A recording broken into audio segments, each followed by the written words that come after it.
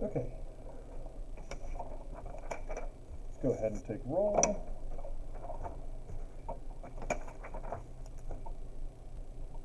Isaac. Zamian is in the live stream. Aileen. Nevia.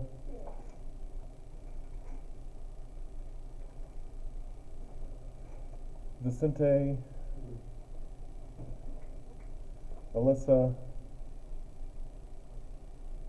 Not here. Mia, I believe, is also in the live stream right now. Oh, Alyssa is in the live stream too. Isabella.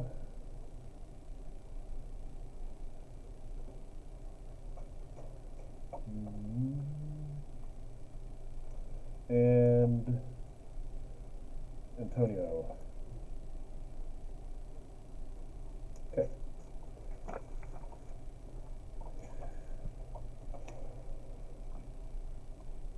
Just make sure that's still working. Yeah. People in live stream, I've been having trouble with the program that basically lets you see the overhead. It's been crashing today, so if that happens, please let me know in the chat.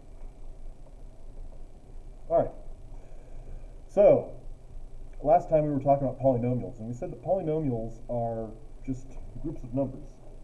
So x squared plus 3x plus 7 is a polynomial, and in particular this one we would call a trinomial because x squared, 3x, and 7 are all separate values. They're not like terms. Okay? And there's Isabella. Thank you, Isabella.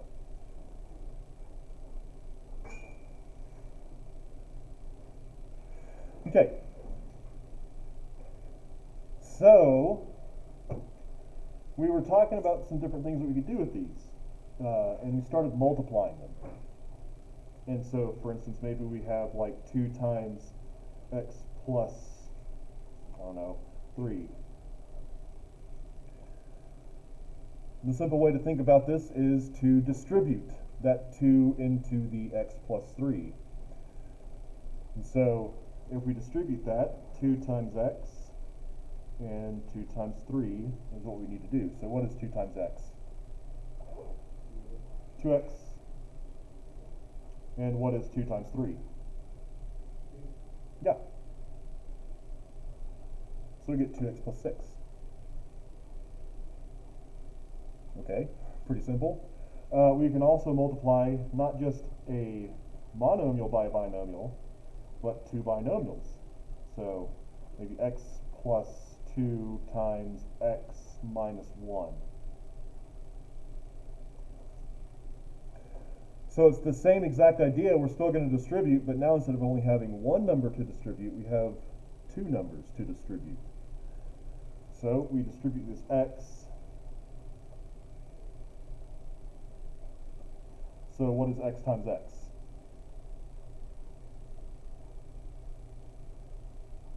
X times x. X squared.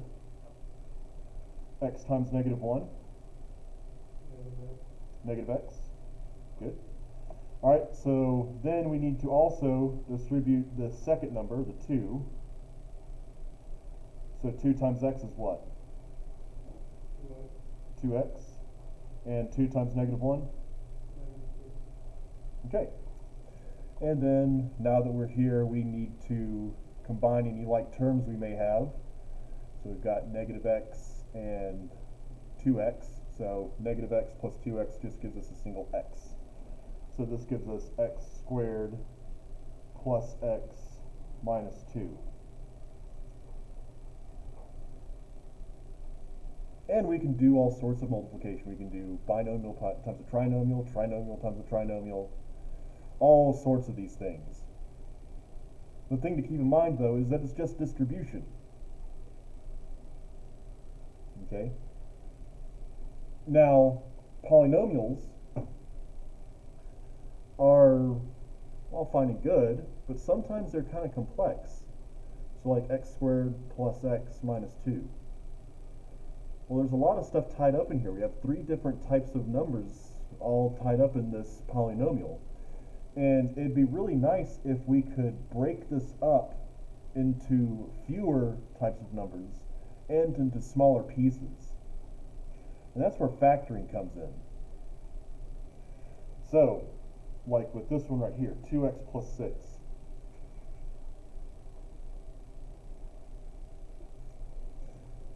We can break this up into its component factors, into the things that make it up, with some technique, that being a GCF.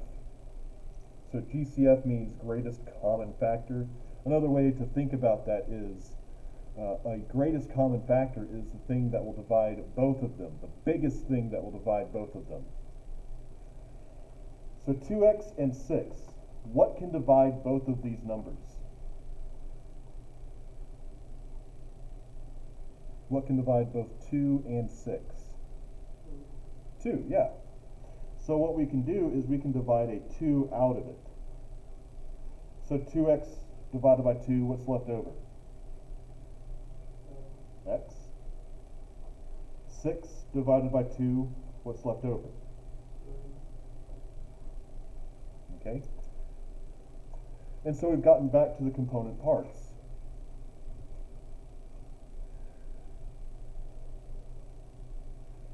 We can do this with a lot of these. Maybe we have x squared, let's say 3x squared plus 9x. Okay? So first of all, 3 and 9, what can they both be divided by? 3. So we can take a 3 out. We can actually take something else out as well. X squared and yes, we can take an x out. They both at least have one power of x. So they can be divided by a power of x. So if we divide 3x squared by 3x, what's left over? Well, 3 divided by 3 is 1, so it cancels. Yeah, x squared divided by x leaves us with just x to the first. Remember, when we divide things that have these powers, so 2 and 1, we subtract. So 2 minus 1 is 1. Same thing for this one. 9 divided by 3 is what?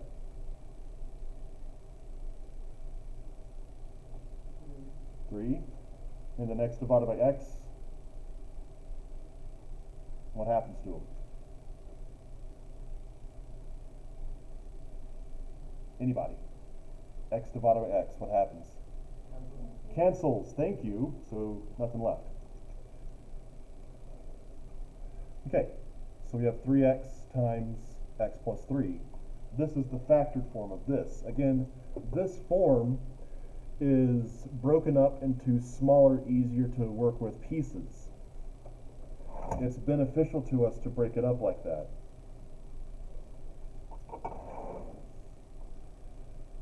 All right. Now, will everything factor this way? No. For instance, this one here, x squared plus x minus 2. We know that it does have factors. We know that it breaks up into these two numbers, but how do we get back to these two numbers? Well, if we try to GCF on it, do all 3 of these numbers have something that they can all be divided by? No, they don't. These 2 on their own can be divided by x, but this 2 doesn't have an x that can come out of it. So, yeah, there's no GCF here. There's no greatest common factor. So we can't just take that out. So we've got to do something a little bit different. And that is something called the AC method.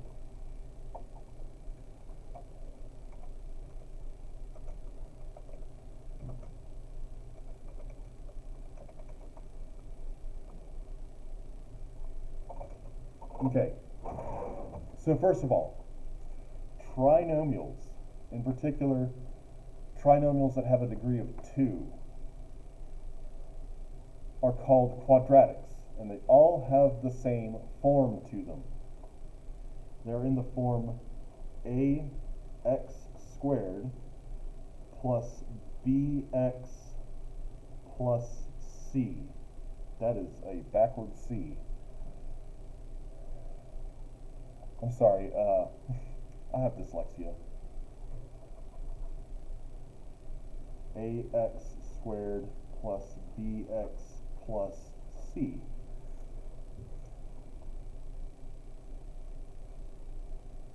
Okay, so looking at this example here, x squared plus x minus 2, and comparing it to the general form, what is the a term? What is the thing in front of x squared here?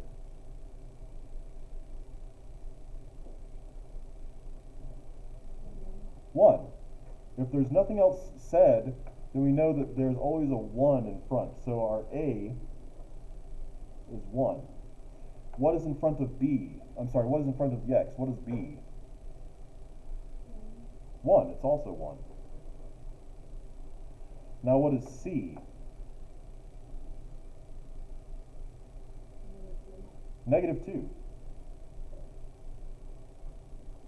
So we can kind of simplify this polynomial down to 3 numbers. So here's how the AC method works. First, we take our a and multiply it by our c. So 1 times -2 is -2. And now what we want to find are all of the numbers that will multiply to get -2. So I could multiply -1 times 2, that will give me -2. I could also multiply 1 and -2, that will still give me -2. And those are all the pairs of numbers that will get me AC. Sorry. Now what I want is to figure out which one of these pairs will add to get B. So which one of these pairs will add to get me +1? Yeah. -1 plus 2 will give me 1, my B term. So what I can do with this information is I can now rewrite this so that it is something that I can factor. So right now, as this thing is, I can't take a GCF out, nothing like that. It's not something that I can factor. Getting this extra information, I can now rewrite this. I can rewrite this as x squared, and then use these numbers in the middle to represent the b. So -1 x plus 2x, and then add in my c, -2. So what I've done from here to here is I have replaced this middle term with -1 and +2. In fact, if you've got a keen eye, you might recognize that this is the same as this. When we multiplied, we got this before we combined our like terms, and we've gotten back to that step now. So now what we need to do is figure out how this breaks up back into that. Well, now we have 4 terms. And using these 4 terms, we can actually break this in half and get a GCF out of each side. So just ignore this side for now. These 2 numbers, what is their GCF? What's the biggest thing I can divide both of them by? What do they have in common, in other words? X. So I can take an x out. Just like I was doing over here, factor that x out. X squared divided by x is x. -1x divided by x leaves me with -1.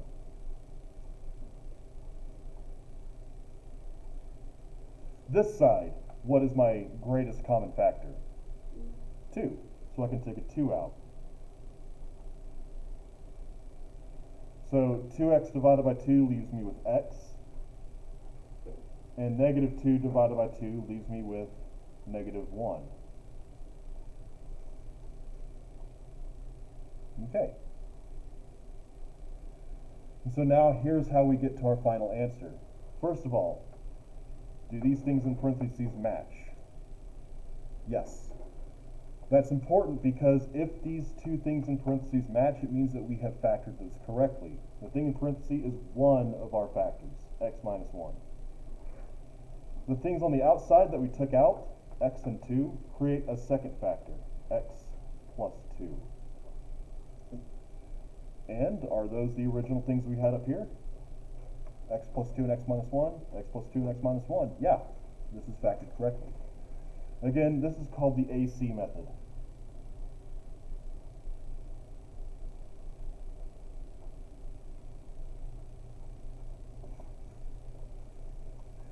It allows us to factor things that we wouldn't normally factor, using GCF.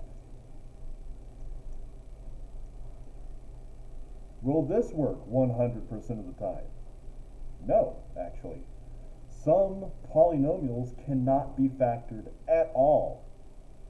They can't be broken down any further than they already are. But if they can be, we can use the AC method. Any questions? Okay. So let's practice this AC method thing some more.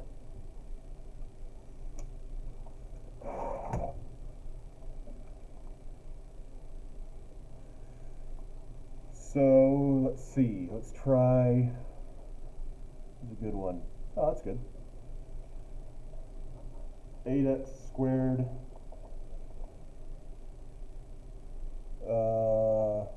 plus 2x minus 3.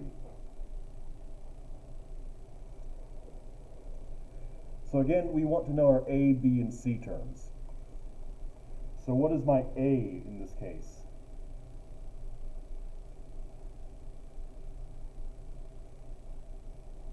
Remember, it goes ax squared plus bx plus c. What is my A?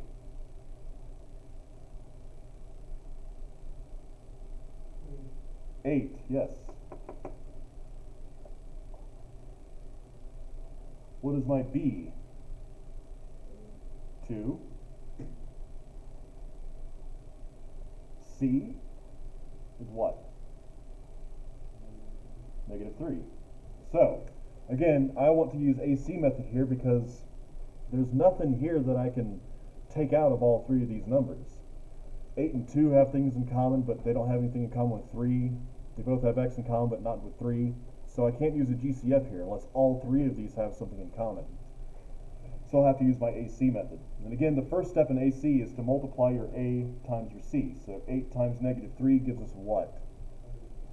Negative 24, good.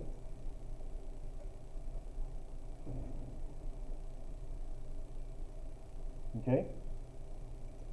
So now we want to find all of the pairs of numbers that will multiply to get negative 24 in hopes of finding a pair that will add to get this B term. So I can do negative 1 and positive 24. I can do negative 2 and 12. I can do, let's see, negative 3 and 8. Okay, negative 6 and 4. Any others?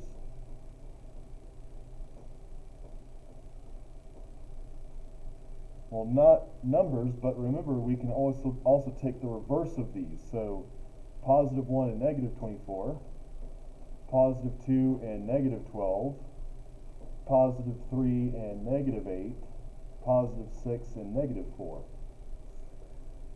So of this list of pairs, do any of them add to get 2? Positive 2 at that.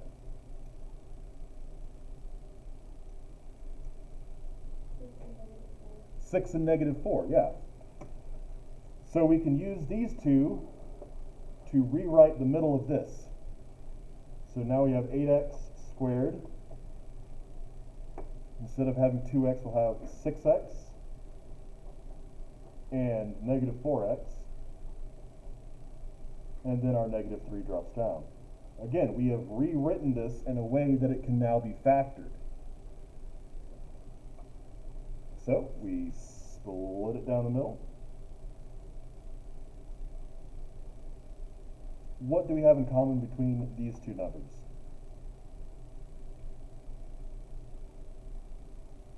So 8x and 6x can both be divided by what? 2. Is there something else that can come out? X, 2 and x. Good. So 8 divided by 2 gives us what? 4. Whoops. X squared divided by x gives us what? X.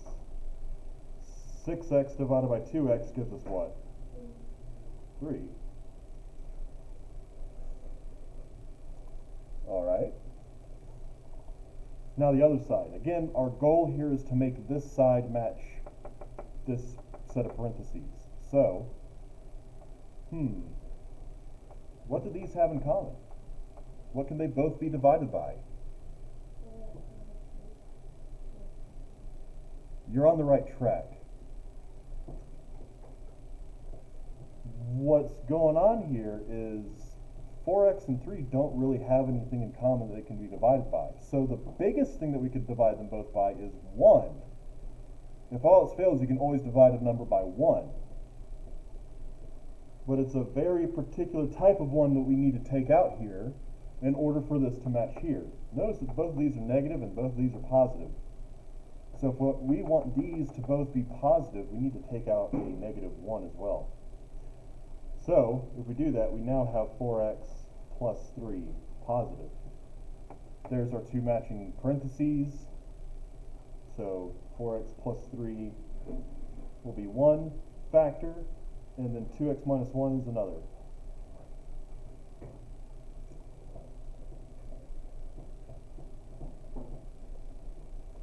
And so there's our factored form. Instead of having x and x squared and x, we just have x's. We don't have to worry about all these unlike terms. The only unlike terms we have are x and constants. And that's much easier to work with. Any questions?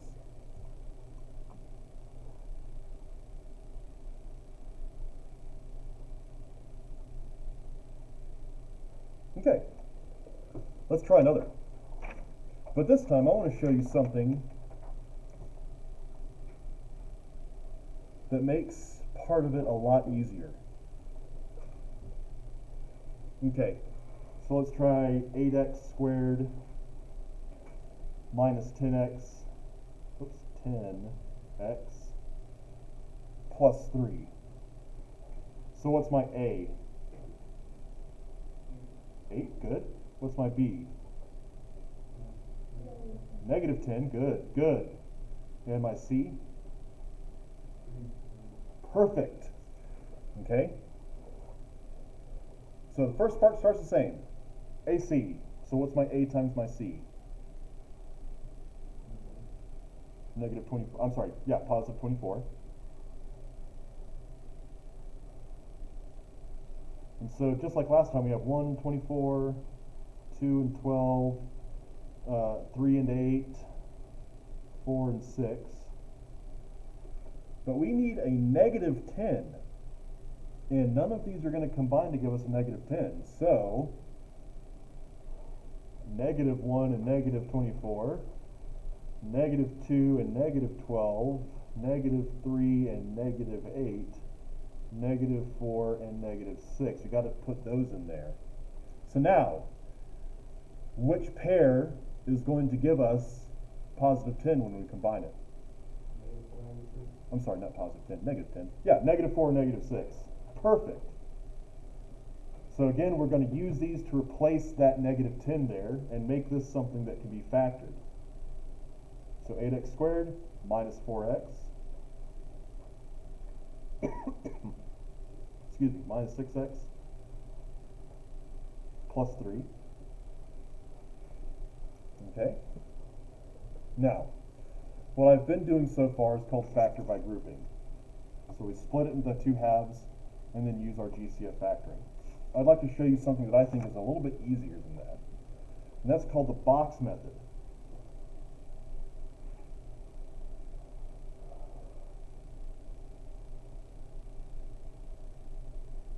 Okay? So you drop a box, split it into 4 parts. The first term, 8x squared, goes in the first box.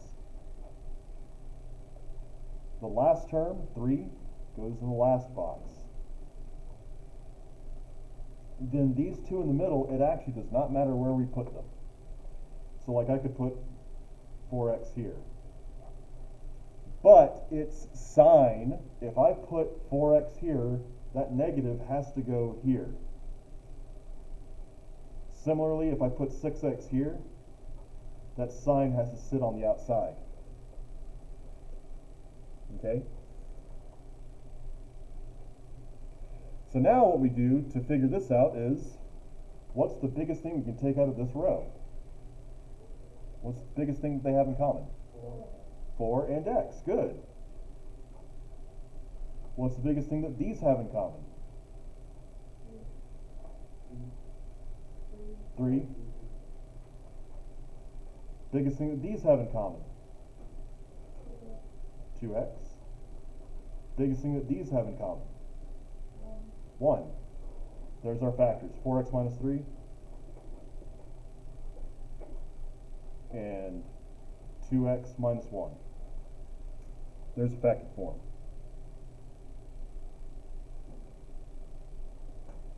So with the factor by grouping method, you got to worry about, oh, well, I need to make sure that these match. In order to make sure they match, I might have to play around with the signs. I need to make sure that I can divide this and then actually go ahead and divide it. And then I need to search for my numbers to get my factors. Box method. Sort them out. Take everything out. There's your factors. Much simpler. And if you practice with the box method, you can get really, really, really quick at these. Any questions? Okay, let's try another one with the box method.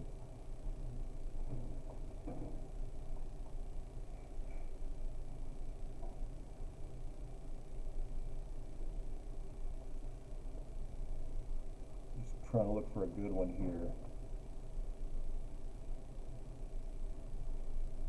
That one's decent. 5x squared plus 18x minus 8. Just for the practice, what is the degree of this polynomial? Close.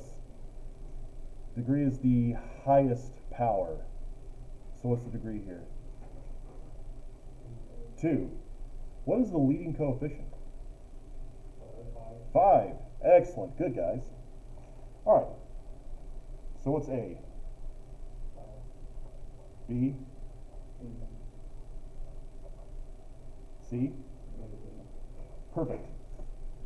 Okay. So now what do we need to do?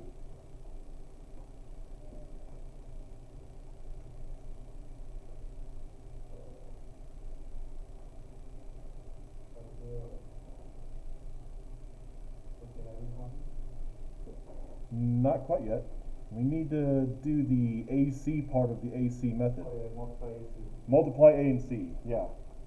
So 5 times 8, or 5 times negative 8, I should say, is what? Negative 40, good. And we need to find a pair of factors for negative 40 that will add up to positive 18. So we have negative 1 and positive 40. What else? 2 and 20. 2 and 20, and I'll forget the negatives right now. Do we have a pair yet? Yeah. Yes, we do. We need a positive 18 and a negative 40, so which one of these is negative, which one is positive? Negative 2 and positive 20, yeah. Negative 2 times positive 20 gets us negative 40, but if we combine them, negative 2 plus 20 is 18. Very good. All right, so let's rewrite this. We have 5x squared, then what? Minus 2x. Keep going for me. Good. Positive 20x minus 8. All right, so again, let's try our box method out here.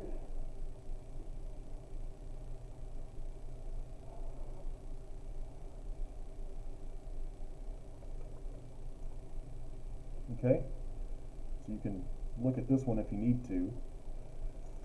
What do we put in the first box? Just the first box. Just 5x squared. The first term goes in the first box. What goes in the last box? -8, the last term. Good. Okay. Now, what can I put here? Yeah, I could put -2x here. It don't matter, right? It doesn't matter. I could also put positive 20x here. So I'll put 2x. What does matter is where its sign goes. If I put 2x here, where does its sign go? On the top. Okay? Then 20 goes here, 20x. So where does its sign go? Over on the side, yeah. Okay, so now we need to factor our rows and columns, find our greatest common factors. So our first row, what's the biggest thing we can take out of both of these numbers? X. Biggest thing we can take out of both of these numbers? Negative what? Don't worry about the negatives. We've already got the sign we need right there. So just 4. Okay? Column. What's the biggest thing they can have? 5 and x. Good. And this column? 2. All right. So our two factors are 5x minus 2 and x plus 4. Again, if we were to multiply these back together, we would get this original thing.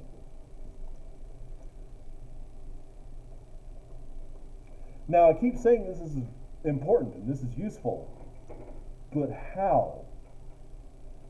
Well, let me show you. Imagine for a second that instead of just having this polynomial, we had it equal to 0. Now, like I said in our last lecture on Monday, this original thing is equal to this thing. So this is also equal to 0. If I were to try to solve this by itself, this 5x squared plus 18x minus 8 equals 0. If I were to try to solve that by itself,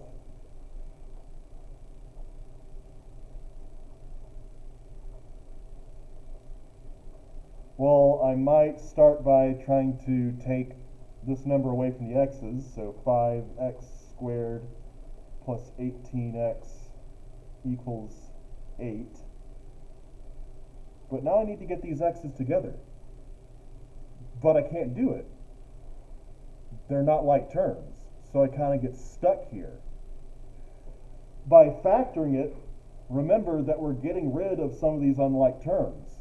So now instead of instead of having x and x squared, I just have x. Here comes another nifty trick. Think about this. This set of parentheses and this set of parentheses. You can think about these as a single number.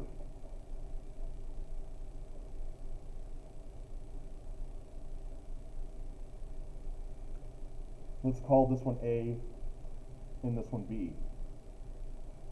And they're multiplying, right? If I multiply A times B and I get 0, what does that mean about A and B? One of these has to be what? 0. In order for me to multiply numbers together and get 0, one of those numbers has to be 0 itself. So here's what we can say about this. 5x minus 2 and x plus 4, one of these things has got to be 0.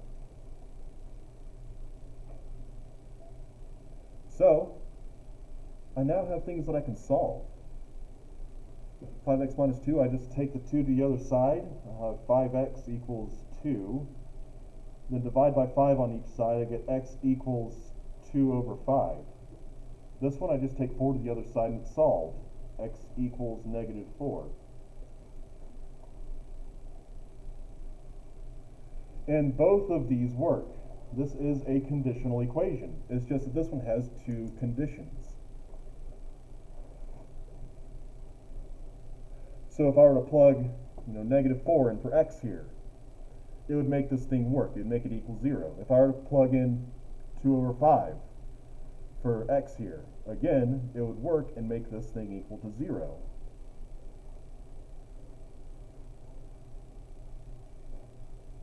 Okay? So that's one of the ways that factoring helps us, is this thing on its own, it cannot be solved. We cannot solve for x. Breaking it up into its factors allows us to solve for x quite easily. Any questions? Okay. So what we've seen so far is that sometimes we can take a GCF out and we can factor it that way. Sometimes, if we have three terms like this, we can't just use a GCF, we have to use AC method. So let me ask you this.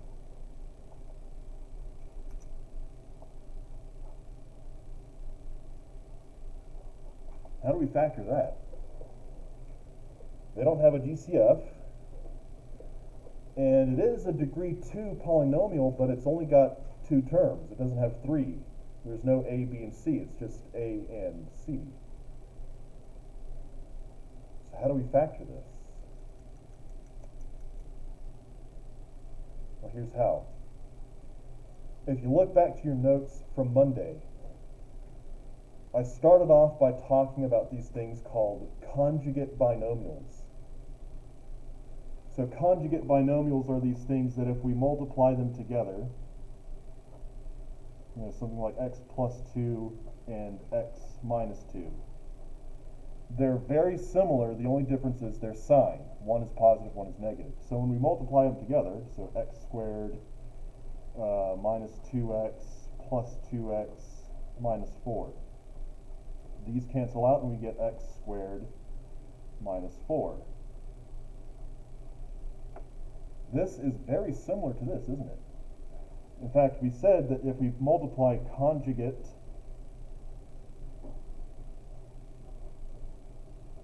binomials,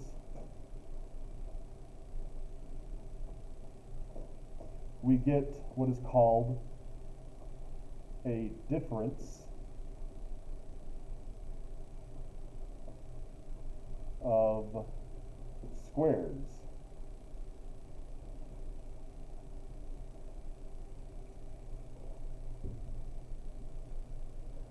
And we can go the opposite direction with these. If we have a difference of squares, it will always factor to be a conjugate binomial pair.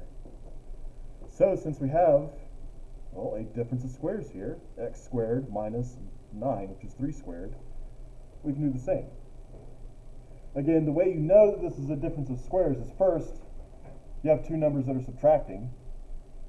And second, both of these numbers are squares of something. So x squared is a square of x, 9 is a square of 3. So we know that it will split up into two conjugate binomials, one having a plus, one having a minus. So how do we fill it in? Just take the square root of both these numbers. What's the square root of x squared?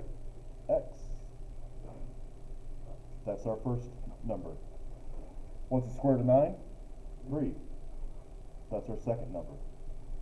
There's the factored form. Let's say we have 4x squared minus 25. Is this a difference of squares? Absolutely. 4 is 2 squared, x squared is x squared, 25 is 5 squared. And we're subtracting, so it's a difference of squares. Works the same way. We know it's going to come out to a pair of conjugate binomials, one having plus in the middle, the other one having negative in the middle. And we take the square root of everything. So what's the square root of 4x squared? Well, what's the square root of 4? What's the square root of x squared? So 2x is the first term.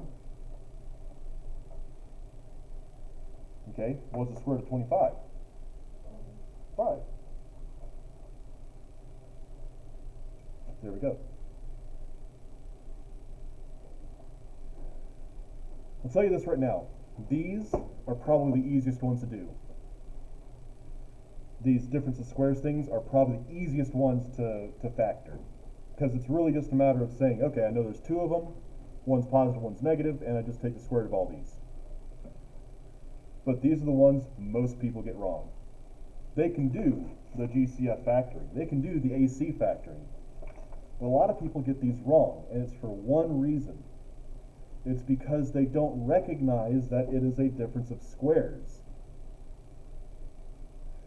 So it does take practice to be able to recognize, hey, I've got square numbers here and they're subtracting. But once you figure out that they are a difference of squares, the factoring works really quickly.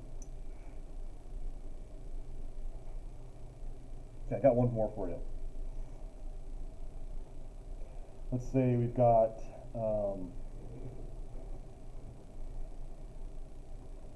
18x squared, well, let's say x cubed, minus,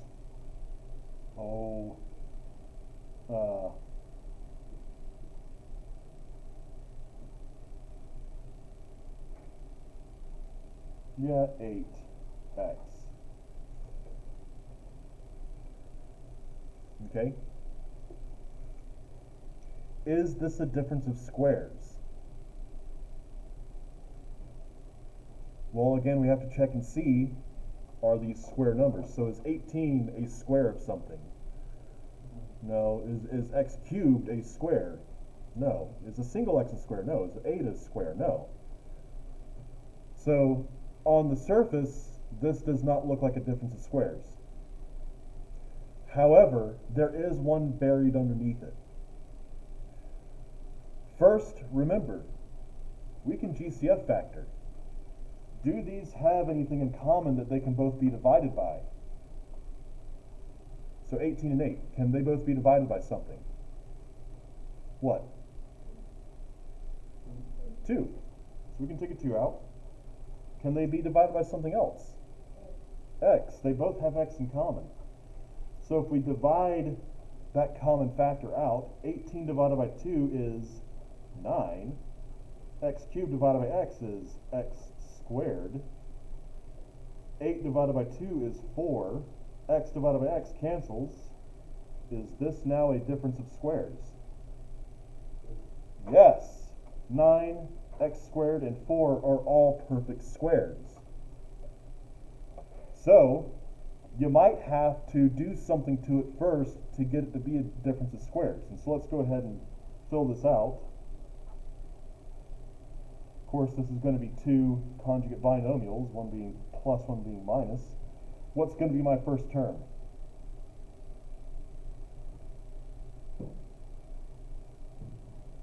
Remember, what you do is you take the square root of this thing. 3x. So that's the first term for both of these. What's the second term? Positive 2.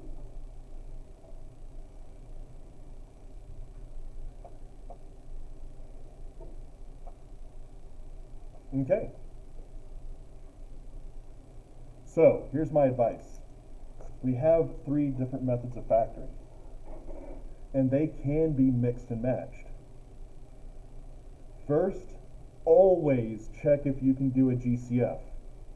See if there's something common between these two numbers. If there is, take it out. Then check to see if you have a quadratic, an A, B, and a C thing. If you do, use AC method. If not, maybe it's a difference of squares.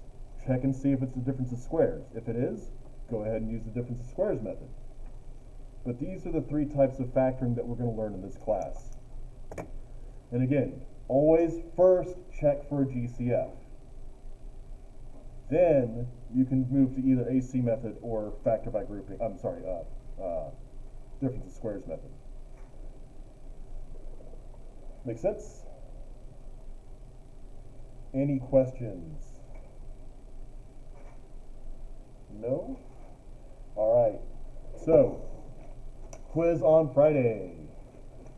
Quiz will have some of the stuff from last quiz about roots, but it's mostly going to be polynomials. So know how to multiply these polynomials together, be able to tell me what kind of polynomial it is, or really if it is a polynomial, and then be able to factor using AC, GCF, and difference of squares. I'm telling you right now, the bonus question that I'm going to put on there is going to be difficult but worth it. I'm going to make it worth 10 whole points. Okay? So, I will see y'all.